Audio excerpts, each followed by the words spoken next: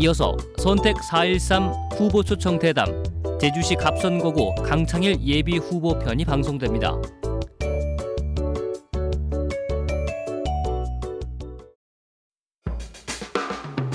제주의 꿈 함께 만들어 가요. KCTV 제주방송.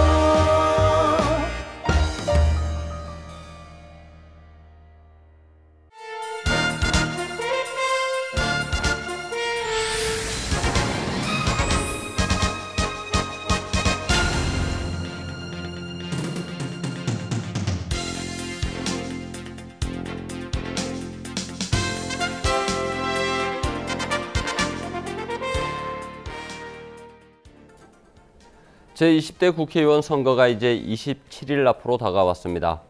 제주도민일보, 시사제주, 제이누리, 제주의 소리, 헤드라인 제주 등 도내 5개 인터넷 언론사와 KCTV 제주방송은 공동으로 4.13 총선에 나서는 후보들을 대상으로 그들의 정치 철학과 제주도와 대한민국의 미래를 어떻게 설계하고 있는지 소개하는 시간을 마련했습니다.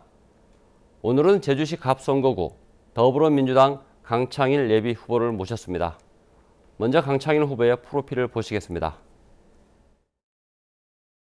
강창일 예비 후보입니다. 소속 정당은 더불어민주당입니다. 동경대학 대학원 인문사회계 연구과 석 박사를 수료했습니다. 국회 산업통상자원위원회 위원장을 지냈고 현재는 국회 예산결산특별위원회 위원입니다.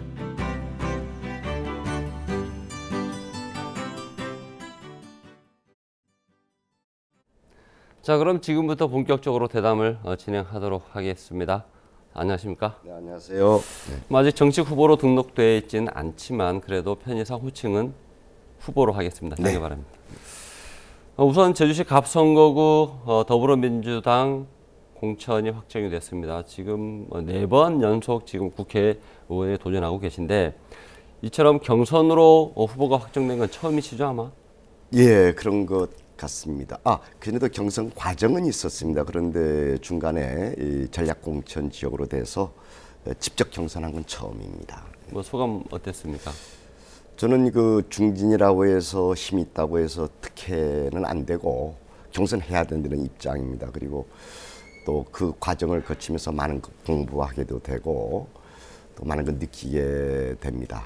이번에 저는 이제 박규수 전 도의회 의장님하고 같이 경선을 했는데 정말 훌륭한 분입니다. 이번에 너무 페어플레이를 해가지고 참 이 정책을 가지고서 이 서로 경선하는 그 모습에 저 감동을 받았습니다. 그래서 이제 경선이 우리 또 동지입니다. 이 저희 그 후보끼리는 그래서 같이 손잡고 아주 멋진 저희도 만들어 나가는데 같이 손잡고 열심히 하겠습니다. 우리 강창일 후보께서는 제주에서는 사상 처음으로 4번 연속 국회의원에 지금 도전하고 계신데 뭐 각오가 남다를 것 같습니다. 출마의 전 말씀해 주시죠. 예, 이번에 아주 이 막중한 이 책임감을 느끼고 있습니다. 이제 하다가 보니까 저는 이제 50대 초반에 정치에 들어와서 벌써 4선째 맞이하고 있습니다. 하다 보니까 제가 제일 이 선배 정치인이 돼버린 것 같아서 참 어깨가 무거움을 느끼게 됩니다. 좀 해야 될 일이 많습니다. 씨를 뿌려놓고 이제 결실을 맺어야 되는데 지금 제주도 뭐 신공항 문제부터 시작해서 이 청정 제주 LNG 문제 등등 전부 제가 국회의원 하기 시작해서 시작된 일이고 그다음에 특별자치도도 그렇습니다. 저 2006년도에 특별자치도법을 만들어서 아주 이 아시아의 보수로 우뚝 서는 그 계기를 만들어놨는데 이것도 재점검해야 됩니다.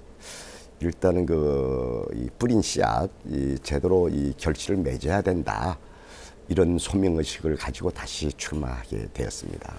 지난 19대 선거 과정에서 3선이 되면 이것으로서 마지막이다라고 했다는 얘기들이 지금 이번 선거 과정에서 나오고 있습니다. 이거에 대해서 어떻게 좀 해명하실 말씀? 저기 우선은 저도 어디서 들었습니다. 그런 얘기 한 적이 있냐? 저 공개적으로 한 적 한 번도 없습니다. 그런데 정치하면서 특히 저 같은 경우는 프로 정치꾼이 아니어서 늘 지금도 그렇습니다. 왜 정치를 해야 되는지, 정치는 무엇인지 이런 식의 고민을 자꾸 하게 되죠. 19대 때도 그 불출마할까, 대학교에서 이 인생을 마감할까 이런 고민도 하게 되고, 이번 20대 오면서도 내가 왜 해야 되는지 스스로 자기가 납득하지는 못하는 거죠. 이런 속에서 자꾸 이 소명을 찾아 나가게 되는데, 아마 사석에서 야 이거 꼭 내가 정치해야 되나 이런 식의 말들이 와전돼서, 그리고 빠른 시일 내에 언젠가는 참 이 후배들에게 좋은 후배가 있으면은 이 양보할 생각입니다. 늘 제가 집착하지 않겠습니다. 네, 알겠습니다. 19대 국회 얘기를 잠시 좀 해보겠습니다. 네네. 지금 우리 강 후보님께서는 안전행정위원회, 네네.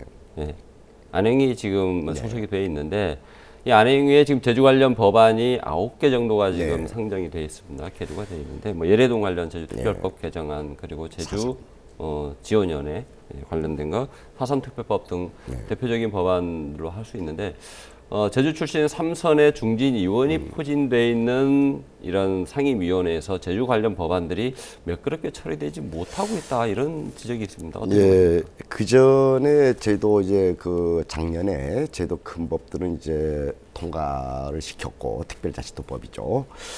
했는데 이제 그 다음에 이제 뭐 제가 대부분 제출한 법인데, 그래가지고 겨우 설득을 시켜서 이제 1월에 통과되기로 돼 있었는데, 그게 법안심사 소위원회까지 열렸습니다. 우리 야당 의원들 반대하시는 분들도 이해시켜서, 그래서 1월 6일 날, 금년도 1월 6일 법안심사 소위원회에서 통과되기로 되어 있는데, 그 새누리당에 뭐 비판하고 싶지 않습니다만은 그 조모 수석 원내수석 부대표가 있습니다. 이분이 자기가 제출한 법안 통과 안 된다고 법안 소위를 판을 깨버렸습니다. 그 다음에 선거판이 오면서 지금까지 미루어지고 있어서 열애 휴양단지의 관계법, 제주 4.3 특별법 등등 지금 표류하고 있습니다. 어쨌든 금년도 19대 때 저는 통과될 걸로 기대하고 있습니다. 이제 4월 되면 다시 임시국회를 해야 됩니다. 그때에 어쨌든 통과시키겠습니다. 그리고 그렇게 자기 법 통과시켜준다고 깽판 놓는 그 모습에 대해서 심하게 비판도 했습니다만은 일단은 지금 표류되고 있습니다. 예래 휴양단지 이것도 지금 국부 유출이냐 아니면은 이제 제대로 법 집행이냐 이런 그 고비에 있습니다. 그래서 일단은 국부 유출을 막아야 된다. 단 하나 제도의 난개발 환경 파괴는 안 된다.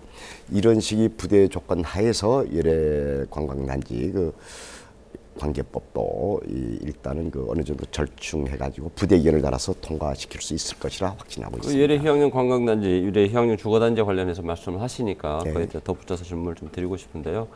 우리 강 후보께서는 지금 예래 휴양용 주거단지의 문제, 이 문제를 특별법 개정을 통해서 이거를 해결해야 된다고 보십니까? 아니면 다른 방법도 있다라고 생각하십니까? 지금 방법이 없습니다. 제가 느끼기로는 특별법 통하지 않고서는 방법이 없는 것으로 알고 있고, 그 전에 JDC하고 제주도가 이 허가권자입니다.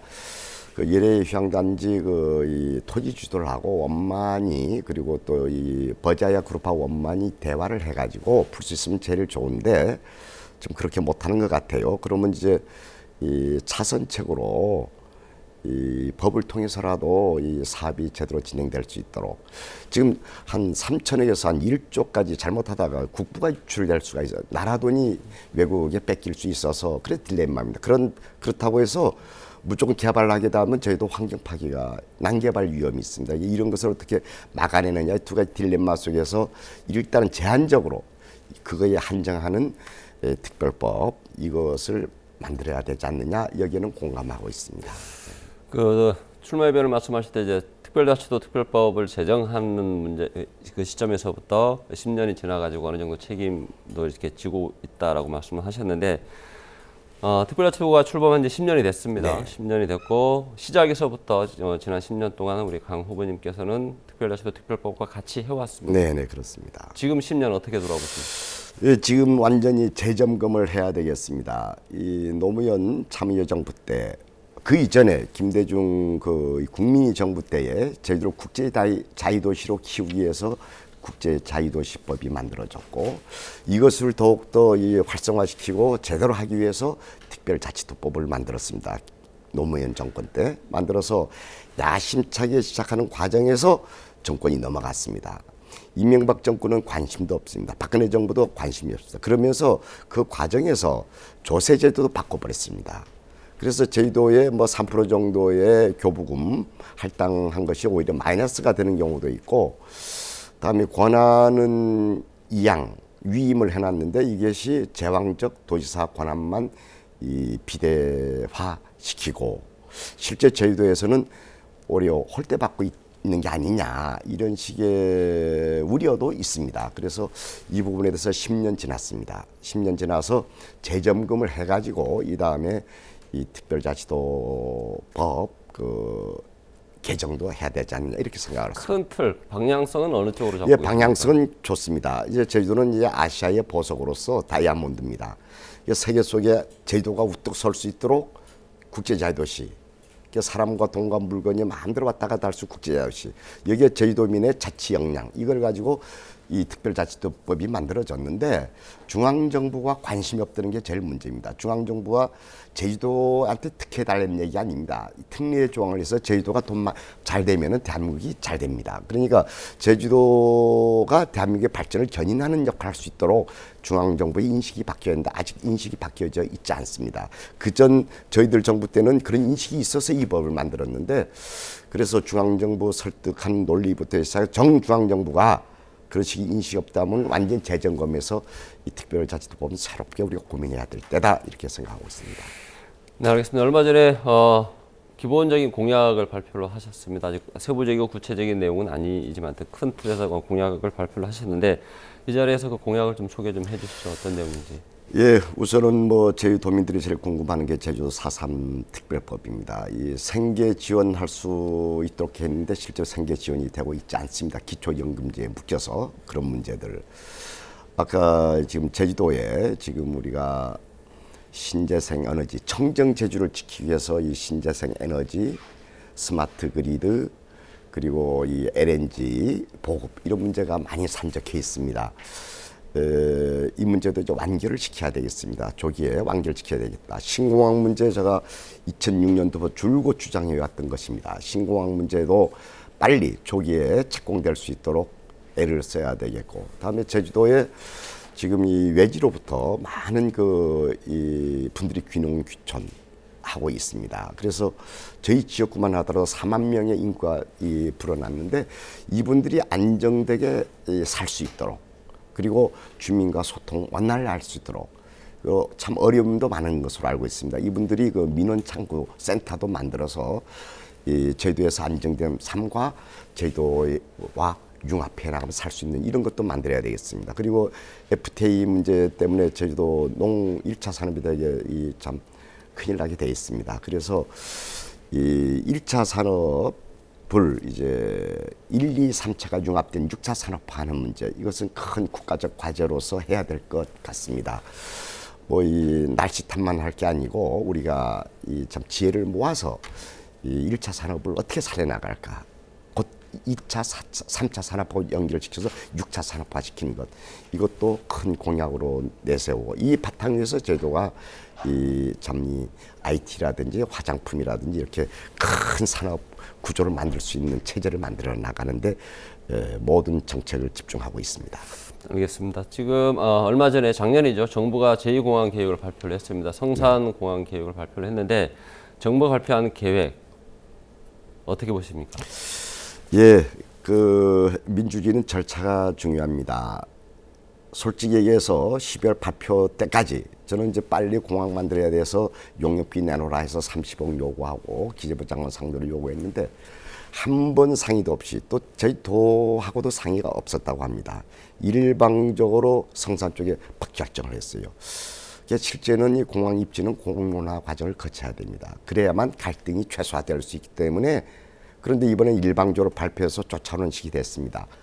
뭐 이왕 공항 만들겠다는 거 박수를 치고 있습니다. 그런데 일단은 왜 거기가 선정됐는지 도민에게 설명할 수 있어야 됩니다. 국가가 설명을 해줘야 됩니다. 그래서 그 과정은 살펴볼 생각이고, 그리고 말로만 공항 만들겠다 하지 말고 조기에 빨리 착공해야 됩니다. 지금 2025년도로 잡고 있는데 너무 늦습니다. 벌써 2020년도 되게 되면은 포화 상태가 오는데 하루라도 빨리 공항이 조기에 착공할 수 있도록 최대한 노력을 하려고 하고 있습니다. 근데 강호부께서는 입지 재검토를 언급하신 적이 입지 재검토 얘기한 적이 없습니다. 그는 언론에서 좀 실수해서 나중에 정정을 했는데 재검토가 아니라 왜 선정됐는지 점검을 하겠다고 그거는 이제 투명하게 밝혀내야 됩니다. 그래야만 도민들이 과연 그렇구나. 아직도 투명하지가 않습니다. 여러 가지 따져볼 것들이 있습니다. 그래서 해야 도민들이 그 지역에 땅 뺏긴 분들도 과연 여기밖에 없다 이렇게 수긍하지 않겠습니까? 이것이 갈등을 최소화하는 방법입니다. 그럼 전체적으로 정리를 하면 성산 부지 변경은 아니고 그다음에 네. 정부가 계획한 것보다 빨리 착공을 해야 된다. 네, 그렇습니다. 네, 알겠습니다. 그리고 아까 공약 얘기하신 것 중에 이주민과 관련된 공약이 있었습니다. 지금 제주 같은 경우는 상당히 많은 이주민들이 제주에 들어오고 있습니다. 네, 그래서 인구가 늘어나는 측면, 그로 인해서 경제 규모가 커지는 이제 긍정적인 측면이 있는데 반면에 여러 가지 또 뭐 부동산 문제라든가 교통, 쓰레기, 생활 불편 문제들도 있습니다. 이주민을 위한 아까 정책을 쓰신다고 했는데 이주민으로 인한 여러 가지 불편적인 사례 이건 어떻게 접근을 해야 된다고 보십니까? 예, 우선은 뭐 여러 가지 의견도 있을 수 있는데 저는 이주민 온 걸 되게 환영하고 있습니다. 그리고 이 한 경제 구조가 한 80만에서 100만 정도 되는 게 좋습니다. 그래야만 우리 2차 산업이 제대해서 이제 성장할 수 있다. 그래서 배타적으로 오면 안 된다. 이것은 저는 반대입니다. 환영을 하고 있고 또 제주가 땅이 크지 않습니까? 그래서 충분히 받아들일 수 있습니다. 그런데 문제는 이제 귀농귀촌한 이제 저는 신제주인이라는 용어를 쓰고 있습니다만은 그분들이 와서 안정되게 살 수 있도록 그 경제적 토대를 만들어 줘야 된다. 이거 하나 있고 또 하나는 지역 주민과 이 원주민이란 말은 이상하고 원래 우리 제주 살고 있는 제주 분들과 이 갈등이 있을 수가 있고 또 그런 민원도 많습니다. 그것을 어떻게 해소해 나가느냐. 그분들이 완전히 제주도 신제주인으로서 제주 살 수 있는 터전 기반을 만드는 것. 그리고 민원들을 이 고충 처리 센터도 만들고 또 대화할 수 있도록 우리가 제주도가 좀 창구도 만들어야 되지 않느냐. 그래서 그런 정책을 이제 이것저것 가다듬고 있고 우선은 고충 민원 처리 센터도 이 국가 재정을 가지고 만들어 볼 생각입니다.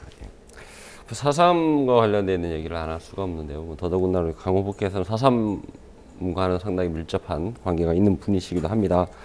하지만 지난해 12월이죠. 행정자치부가 4.3과 관련돼서 희생자 재심사 보수단체가 얘기하는 그리고 이제 남로당과 무장대 수계급 53명에 대해서는 재심사를 해야 한다라고 이렇게 통보를 했다가 최근에 다시 이걸 보류를 했습니다. 어떻게 이 사안을 어떻게 접근하십니까? 우선은 지금 보수 정권이든 진보 정권이든 제주 4.3에 대한 인식을 정확히 해야 됩니다. 지난 8년 이명박 정부, 박근혜 정부 들어와서 4.3에 대해서 늘 퇴행적 모습만 보여주고 있다. 이것을 지적하지 아니할 수 없습니다. 국가 친념이란 그것도 저들이 법을 제출했습니다. 법으로 하려고 하는 걸 정부가 자기네 대통령령으로 하겠다. 좋습니다. 그것도 박수 쳐줬습니다. 저는 그때에 박근혜 정부는 이 4.3 문제 풀려는 전향적 자세를 갖고 있다고 박수를 쳤습니다. 그런데 그 이후에 하는 거 보면은 자꾸 4.3 흔들기, 극히 우익적인 몇몇 가해자 측에 섰던 사람들 몇몇에 놀아나고 있지 않느냐 이렇게 생각을 하고 있습니다. 이번 재심사 문제도 그렇습니다. 국무총리가 위원장으로 있는 중앙위원회에서 재심사를 결정을 했습니다. 다 그런 논의를 거쳤습니다. 그런데 자꾸 이 우익단체에서 이 문제 제기를 해서 제주도에 재심사 요청하고 그런 식의 장난들 하지 않았으면 좋겠어요. 이미 역사가 다 밝혀내고 있지 않습니까? 그래서 우리 안 그래도 억울하게 돌아가셨는데 그분들 가슴에 못을 박지 말아달라. 그리고 여러 차례 제가 안행위원회에서 장관 상대로 얘기도 했고 국회에서 답변해 보면 절대 그런 게 아닙니다라고 얘기하는데 공문 내려오는 거 보면 아주 이상한 공문이 내려오고 해서 참 화가 납니다. 그런데 또 재판 여러 번 붙었지 않습니까? 전부 기각됐지 않습니까? 이제 우익인지 극우단체인지 뭔지 모르겠는데 더 이상 저희 불쌍한 우리 제도 4.3죽들을 제발 그만 괴롭히십시오. 이렇게 좀 당부를 드리고 호소하고 싶습니다. 네, 박근혜 정부가 출범한 지 지금 한 3년 됐습니다. 어떻게 평가하십니까? 예, 3선 정도 되면 이제 국가와 국민을 위해서 생각을 하게 되고 무슨 뭐 정부 욕하고 막 이렇게 하지 않습니다. 예, 그건 아마 경륜인지 모르겠습니다만은 박수 칠 것은 참 박수 치고 예, 잘못된 것은 비판을 하게 되죠. 북핵 문제에 대해서 저는 박근혜 정부 잘했다고 박수 치고 있습니다. 원칙을 세워서 끝까지 밀어붙이는 그 뚝심 아주 잘했다 이렇게 생각을 하는데 여러 가지 문제가 있습니다. 지금 경제가 개판입니다. 경제가 지금 가계 부채가 지금 1000조 이상이 되고 1200조가 되고 있습니다. 그 정도도 아니고 지금 위안부 문제, 제가 한일의원연맹 간사장입니다. 늘 원칙을 세웠습니다. 절대 위안부 문제 해결 없이는 한 발짝도 한일 국교 정상은 없다. 이런 식으로 주장해가지고 저는 거꾸로 투트랙으로 가라고 대통령께 말씀도 드렸어요. 그런데 결과적으로 돈 100억도 안 되는 돈에 팔아먹은 꼴이 돼버렸어요. 지금 위안부 할머니들이 얼마나 화가 나겠습니까? 국정교과서 문제, 역사교과서 독재를 그리고 친일을 매국 친일을 찬미하려고 오해받는 국정교과서, 역사교과서 국정화하겠다. 역사를 거꾸로 퇴행시키고 있습니다. 이런 문제들 참 깝깝하기 짝이 없습니다. 근데 제발 우리 박근혜 대통령께서 국가와 국민을 위해서 좀 제발 정치 잘해 주십시오. 저거 안행 의원네 옛날 그 인연을 같이 하고 개인적으로 잘 압니다. 그분을. 그래서 좀 제발 좀 잘해 주십시오. 기도하고 있습니다. 지금 뭐 비판하고 싶은 생각이 없습니다. 좀 제발 잘해 주십시오. 알겠습니다. 비판 상당히 많이 하셨어요 지금. 근데 지금 민선 6기 원희룡 도정도 출범한 지 2년이 됐습니다. 국회에서 보실 때 원희룡 도정에 대한 평가. 원희룡 도정은 100점 만점에 몇 점을 주시겠습니까? 뭐 점수로 예, 점수로 한번 말씀해 주시죠. 하지 않겠습니다. 점수로 좀 말씀해 주시죠. 점수 네. 한 50점 주죠. 60점 줍시다. 우리 학교에서 보면 60점이 과락이니까 60점 주겠습니다. 60점. 총론 부분에서 좋습니다.